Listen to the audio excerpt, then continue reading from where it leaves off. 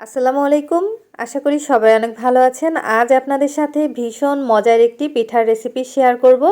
এই পিঠাটা আপনারা চাইলে একবার বানিয়ে সংরক্ষণ করেও খেতে পারবেন। খেতে কিন্তু অনেক মজার হয়।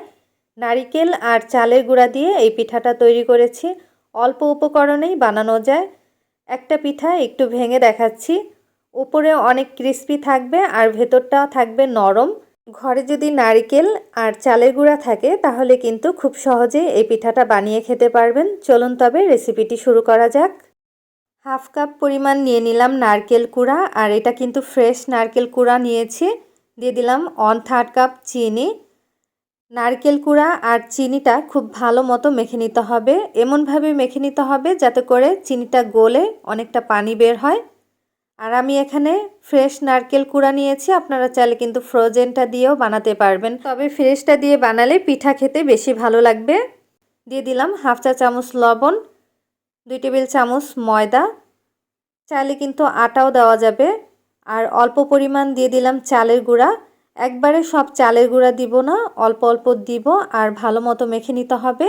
নারিকেল আর চিনিটা গলে যে পানিটা বের হয়েছিল সেই পানিতেই কিন্তু ময়দা আর চালের গুঁড়াটা ভালো মতো মেখে নিতে হবে। আলাদা করে কিন্তু কোনো রকমের পানি দেওয়া যাবে না। তো অল্প অল্প করে চালের গুঁড়া মিশিয়ে তারপরে একটা ডো মেখে নিতে হবে। ডোটা কিন্তু মেখে নেওয়া হয়ে গেছে। আর এখানে আমার মোট 1 কাপ থেকে একটু বেশি পরিমাণ চালের গুঁড়া লেগেছে। এবার একটা ঢাকনা দিয়ে ঢেকে 10 মিনিট রেস্টে রেখে দিব। 10 মিনিট পরে ঢাকনাটা তুলে নিলাম। আর এখন পিঠাটা তৈরি করে নিব। অল্প একটু ডো নিয়ে নিচ্ছি, হাতের সাহায্যে একটু গোল করে লম্বা করে নিব। যতটুকু পরিমাণ পিঠার সাইজ হবে ঠিক ততটুকুই ডো নিয়ে নিলাম। লম্বা হওয়ার পরে 2 হাতের তালুতে চাপ দিয়ে ডিজাইনটা করে নিচ্ছি। একটা ছুরির সাহায্যে উপরে একটু দাগ কেটে নিব। একটা পিঠা কিন্তু বানানো হয়ে গেছে। আর এই পিঠাটা কিন্তু বেশি একটা পাতলা হবে না, একটু মোটা রেখেই কিন্তু বানাতে হবে। এভাবে করে সবগুলো বানিয়ে নিব।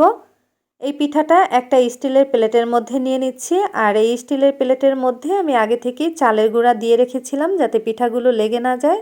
সবগুলো পিঠা বানিয়ে নিয়েছি, এবার ভেজে নিব। ভাজার জন্য পরিমাণ মতো তেল দিয়ে দিলাম। তেলটা যখন হালকা উষ্ণ গরম হয়ে যাবে তখন একটা একটা করে পিঠা দিয়ে দিচ্ছি। অতিরিক্ত গরম তেলে দিলে কিন্তু সঙ্গে সঙ্গে পিঠাগুলো পুড়ে যাবে আর ভেঙে যেতে পারে। তাই হালকা উষ্ণ গরম তেলের মধ্যে এই পিঠাগুলো দিয়ে দিতে হবে। হাতলটা ধরে এভাবে ঘুরিয়ে দিলাম। পিঠাগুলো ডুবো তেলে ভাজলে বেশি ভালো হয়।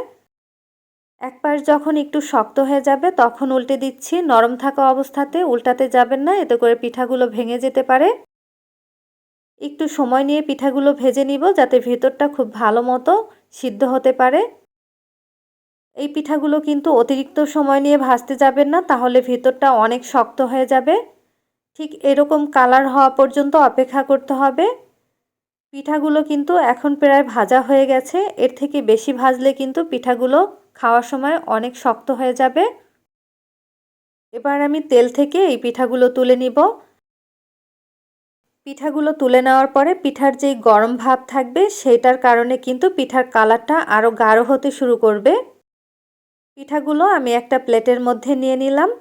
আর এই পিঠাগুলো খেতে কিন্তু অনেক মজার হয়, যেহেতু নারকেল আর চালের গুঁড়া দিয়ে এই পিঠাটা বানানো হয়েছে। বানানো কিন্তু খুবই সহজ, আপনারা দেখেই হয়তো বুঝতে পেরেছেন।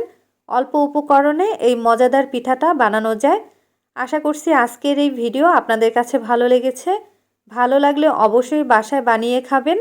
আর কেমন হলো আমাকে কমেন্ট করে জানাতে ভুলবেন না। ভিডিওটি সবার মাঝে শেয়ার করে দিবেন যাতে করে সবাই এই মজাদার পিঠাটি বানিয়ে খেতে পারে। আবারও হাজির হব নতুন কোনো ভিডিও নিয়ে। সবাই ভালো থাকবেন, সুস্থ থাকবেন। আল্লাহ হাফেজ।